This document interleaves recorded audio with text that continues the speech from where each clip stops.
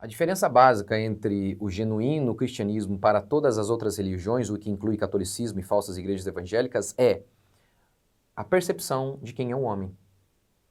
A profundidade do pecado, como o pecado afetou o homem. Para a genuína fé cristã, o homem é completamente depravado.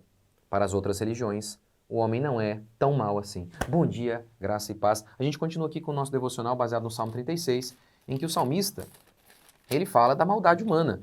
Há no coração do homem uma voz de rebeldia. Eu falei sobre isso aqui essa semana, mostrando que o homem é profundamente corrupto em todas as esferas da sua vida, vontade, mente, emoção, tudo é corrupto. Sua mente, suas palavras e suas ações são completamente corruptas. E hoje eu quero mostrar para você um pouquinho, vou citar o catolicismo, mas vale para qualquer religião, outra religião. Aí não fica com esse papinho, tá? Ah, eu não tenho religião. Isso é uma burrice que não tem tamanho. Vou gravar um vídeo só sobre isso, mas já tenho vídeos aí falando sobre isso. Você tem uma religião, sim. Se você é cristão, você tem uma religião. Enfim, no livro Teologia e Prática da Igreja Católica, o autor diz assim: a diferença entre o protestantismo e o catolicismo gira em torno do entendimento diferente que tem da natureza do pecado, do impacto do pecado sobre a natureza. Isso por conta de Tomás de Aquino. Aquino disse na sua Suma Teológica: a natureza humana não foi completamente corrompida. Esse é o oposto da reforma protestante. Depravação total.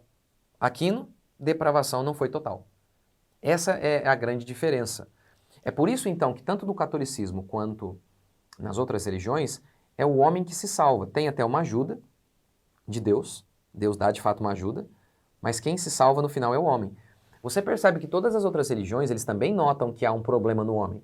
Eles também notam isso. Há um problema no homem. Mas eles não creem que é tão profundo. Como que o homem se salva em qualquer religião? Fazendo o bem. Lembra quando você era católico? Você acreditava que você seria salvo porque você fez o bem. Ah, acho que eu sou uma boa pessoa, então serei salvo. De fato, as boas obras evidenciam a salvação, mas não são a causa. A causa da salvação é a fé. A causa da salvação é a fé. E a causa da fé, o efeito dessa fé são as boas obras. Mas a gente é salvo primeiro para daí então fazer o bem. Nas outras religiões não é assim. Você primeiro faz o bem para ser salvo. Ou seja, então, eles acreditam que você não é completamente corrupto, que você consegue fazer o bem. Conseguindo fazer o bem, você pode fazer o bem para ser salvo. Isso é em todas as religiões. Em todas, sem exceção. Sem exceção. Mais uma vez, eles percebem que há um problema, tanto é que oferecem salvação, que Deus vai dar uma ajuda, eles percebem que há um problema. Mas não percebem que esse problema é tão profundo, a ponto de o homem ser incapaz de fazer o bem. Paulo diz isso em Romanos, não há quem faça o bem. E o homem não consegue nem mesmo fazer o bem de estender a mão para a comida, para receber a comida de graça. Na oferta do Evangelho é de graça. A oferta do Evangelho é gratuita. Vinde beber de graça. Mas nem isso o homem consegue, porque ele está morto. Quem está morto não estica o braço. Paulo diz que nós estamos mortos nos nossos delitos e pecados. Lembra que Adão morreu? Ele continuou vivo, não continuou? Então o que morreu? O espírito dele. Então, espiritualmente estávamos mortos, os ímpios, nós ímpios. E Paulo diz em Coríntios que o homem natural não pode entender o Evangelho. Ele é incapaz. Então, se ele é incapaz de entender o Evangelho, como ele pode obedecê-lo? Porque todo mundo que tem o mínimo de conhecimento cristão, ele sabe, não é verdade, o homem não conseguiu obedecer à lei. O homem não consegue obedecer.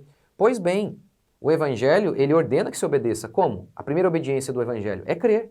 O homem consegue obedecer a isso? Ele é incapaz. Ele é incapaz. Na doutrina arminiana e até católica, que é bem parecida nesse sentido, eles vão dizer que tem uma graça preveniente lá, o que não tem na Bíblia, que capacita o homem a crer, mas no final acaba que a decisão está inteiramente nas mãos do homem. Só que a gente lê na Bíblia o que não fostes vós que me escolhestes, eu escolhi a vós outros.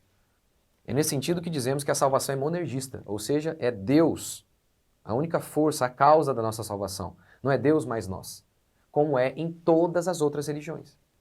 Em todas as outras religiões. No meu caso, quando eu me converti, o meu pai, ele havia se convertido e eu não gostava de crente, ficava repudiando os crentes, dizia que eu nunca iria me converter e por aí vai. Tinha birra de crente. Para mim era muito claro, então, quando eu vi que não fostes vós que me escolhestes, eu escolhi a vós outros. Para mim era muito claro. Porque eu tinha uma declaração de repúdio à fé cristã muito explícita. Há outros Não, eu sou evangélico, não, eu nunca tive assim, essa rebeldia contra, explícita. Aí eles acham que eles escolheram por si só e por aí vai. É um grande engano. Nós nascemos em rebeldia contra o nosso Criador. E aqueles que são eleitos o são porque Deus, de maneira eficaz, iluminou o entendimento deles. De maneira eficaz, abriu o coração e os conduziu à obediência. Lembra das profecias do Antigo Testamento? Eu vos farei andar. Eu vos farei andar. Eu vos protegerei de modo que vocês nunca vão me abandonar. Ou seja, a graça de Deus que nos capacita a crer é eficaz. Não é uma graça lá que dá uma possibilidade de você crer. Não, a graça é eficaz. Você de fato crê. Porque a promessa de Jesus é eu vos farei andar. Ele não disse, eu vou dar a eles a oportunidade de andar no meu caminho. Não, eu vos farei andar. Eu no coração lhes imprimirei a minha lei. Eu vou fazer com que eles me obedeçam. Essa é a perspectiva cristã. Essa é a perspectiva cristã. Que é totalmente oposta à perspectiva dessa galera aí, que isso aí não é evangelho nem aqui nem na China. Não é. Portanto, a perspectiva cristã é o homem é completamente mal e incapaz de fazer o bem para se salvar e incapaz até mesmo de receber de graça essa salvação. Ele não pode por ele mesmo, ele está morto, ele não entende o evangelho, diz Paulo. Não entende. Então essa seria a perspectiva cristã. É por isso que a gente diz, nas outras religiões, elas salvam homens bons, por isso não salvam ninguém. Não há homens bons. Já o evangelho é, pela graça sois salvos mediante a fé. E isto não vem de vós. O que não vem de vós? A fé. Alguns também interpretam assim, não. Tudo isso aqui que foi falado antes. Pela graça sois salvos mediante a fé. Tá, tudo bem, pode ser também. E isto não vem de vós. A salvação pela graça mediante a fé. Isso não vem de vós. Tá ótimo. Então tudo aqui, ou então só a fé, tá ótimo. Tá ótimo. Mas é isso, fica bem claro aqui, ó. Isto não vem de vós, a fé não vem de vós, a salvação não vem de vocês. Vem tudo de Deus. Vem tudo de Deus. Ou, se você ainda duvida, pense no ladrão na cruz. Ele não fez o bem, ele morreu, ele era bandido, ele assumiu que era bandido e blasfemava contra Jesus e no finalzinho ele se arrepende. O que ele fez de bem? Foi batizado, deu dízimo, nada. Ele foi salvo pela fé. E porque Deus se revelou a ele. Então, essa é a perspectiva genuinamente cristã. O homem é completamente depravado, não pode fazer o bem para ser salvo e nem mesmo receber essa salvação por ele mesmo. É Deus quem o capacita. Se Deus não o capacitar, ele não fará. E aí o tema para outro dia, que eles não gostam também, muitos cristãos hoje não gostam. Sim, Deus ele decidiu salvar apenas alguns. Não, ele não pode fazer isso. Como que não pode? Ele faz o que ele quiser. O certo, se você quisesse mesmo falar em justiça, justiça é dar o que a gente merece, não é? Então, Deus poderia matar todo mundo, ele não teria que salvar ninguém. Todos pecaram. Então a pergunta não é porque Deus escolheu alguns, a pergunta é porque Deus não matou todo mundo. Essa é a pergunta correta. Portanto, é isso que o evangelho genuíno mostra. O homem é completamente corrupto, completamente maligno. Portanto, ele depende de Deus. Isso aqui tem implicações profundas. Está vendo? Primeiro, na salvação. A salvação é completamente de Deus, eu não tenho do que me vangloriar. E em relação a tudo mais, eu preciso de Deus. Eu sou mau e fraco em mim mesmo. Eu preciso de Deus. O tempo todo na nossa caminhada. Essa perspectiva, a minha confiança está nele. É nele que eu deposito a minha alegria. É ele, eu preciso dele. Eu não posso confiar em mim mesmo. É isso que a doutrina da depravação nos mostra. Porque mesmo hoje, convertidos, se dissermos que não temos pecado, nos enganamos. E mesmo sem pecado, quem pode existir sem Deus? Mesmo sem pecado. Nele vivemos, existimos e nos movemos. Quando nós não tivermos pecado, estaremos lá em Cristo Jesus, lá na glória. Você acha que você vai ter vida fora de Deus? Mesmo sem pecado. Você não pode fazer nada à parte de Deus, isso não existe. Se você pudesse ter vida à parte de Deus, você seria Deus, isso é uma loucura. Então a perspectiva cristã é justamente essa.